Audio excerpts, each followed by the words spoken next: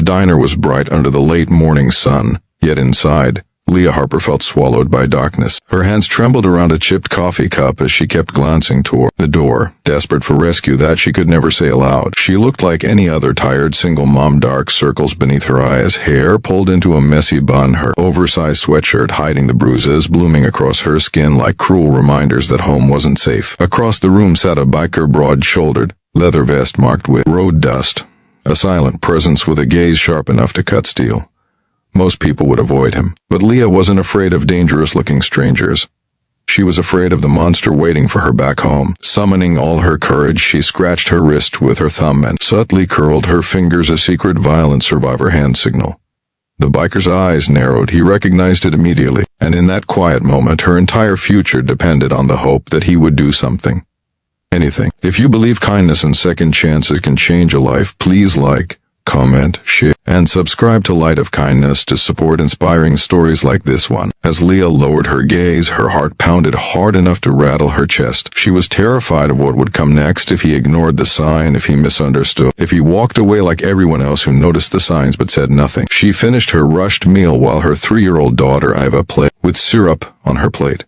Unaware of their approaching nightmare, Leah didn't dare look up again, but she could feel the biker watching. When she paid and stepped outside into the daylight, her abusive boyfriend Chad was idling in his rusted truck nearby, his presence heavy, his eyes like storm clouds ready to strike. He opened the door for her, pretending to be the picture of support and love.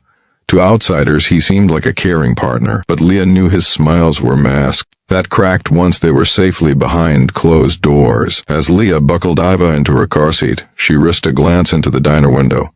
The biker was already up, helmet in hand. That gave her a flicker of hope, a fragile spark she dared not nurture too recklessly. She got into the truck and Chad drove off with a smirk. He'd seen her look at the biker.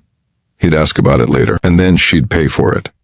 The truck rumbled down the road, each mile toward their house, tightening the knot in Leah's stomach. Her small rental home, once her sanctuary, now looked like a cage. The ride was silent, except for Iva's soft humming. But silence was never restful with Chad. His voice eventually slithered into the air, accusing and dark. When Leah didn't respond the way he wanted, his hand struck the steering wheel, making her flinch. That reaction alone earned a cold glare that promised more cruelty soon. But behind them, a motorcycle engine growled like a guardian beast awakening. When they reached home, a worn-down house surrounded by tall grass and no neighbors in sight, Leah kept scanning the road. Nothing. No motorcycle. Her chest sank with crushing disappointment. She gathered Iva, holding her close as they entered the house. The front door shut. The deadbolt clicked.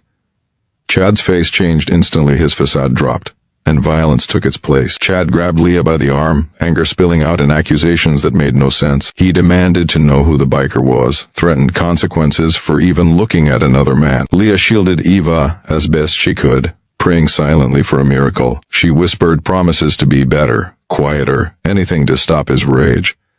But her pleas only fueled him more. Then, the deep rumble of a motorcycle echoed outside. Chad froze. Leah's eyes widened, hope blooming cautiously like a sunrise through darkness. Chad stormed to the window. The biker had parked his motorcycle at the edge of the yard. He removed his helmet with unhurried confidence, revealing a rugged face etched with experience, sharp jawline, sunburned skin, eyes that carried truth in them. His name, Leah would soon learn, was Knox Rivers. Months passed. Leah moved into her own small apartment near the shelter. She found a job at a local clinic as a receptionist while starting nursing school at night.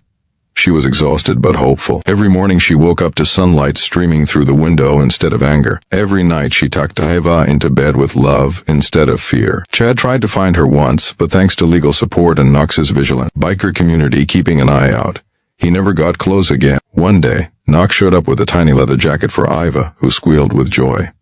Leah felt something warm expand in her chest. Gratitude had grown into admiration, and admiration into something even deeper. Knox never tried to rescue her again because she didn't need rescuing anymore. She just needed someone who believed in her strength.